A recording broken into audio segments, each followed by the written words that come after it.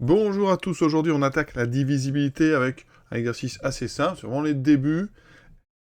Arithmétique, donc n est un entier relatif différent de 4, donc ça veut dire qu'il peut être négatif, hein. Relatif c'est des entiers positifs et des entiers négatifs, donc différent de 4, pour quelle valeur de cet entier n, le nombre donc rationnel, puisque c'est un quotient de deux entiers, hein, 35 sur n-4, est-il un entier?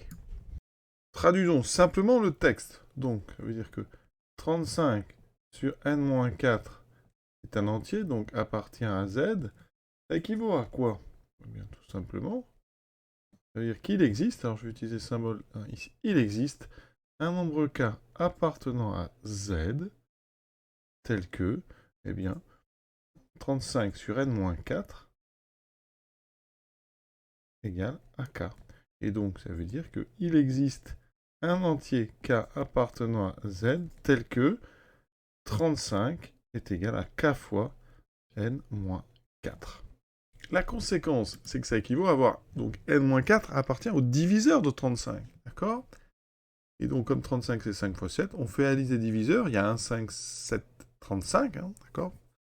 Et vous avez le négatif, parce qu'ici on est dans Z, ça veut dire que ça, nous on doit avoir n-4 qui appartient à ça, donc ça veut dire que n va appartenir à toute cette liste auquel on ajoute 4, hein, d'accord?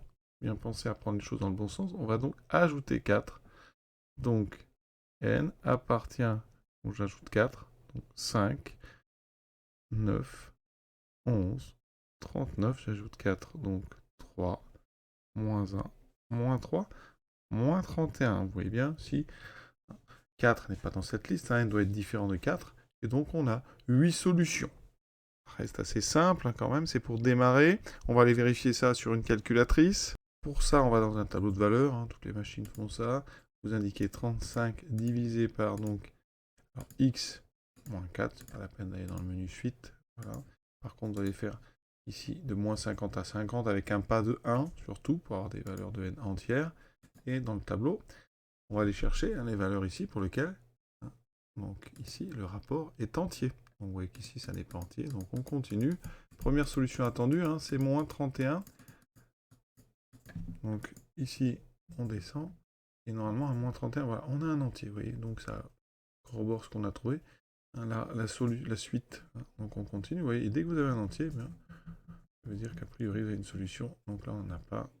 Là, on a ceci. Donc la solution entière, c'est moins 3. Donc on avait trouvé quoi?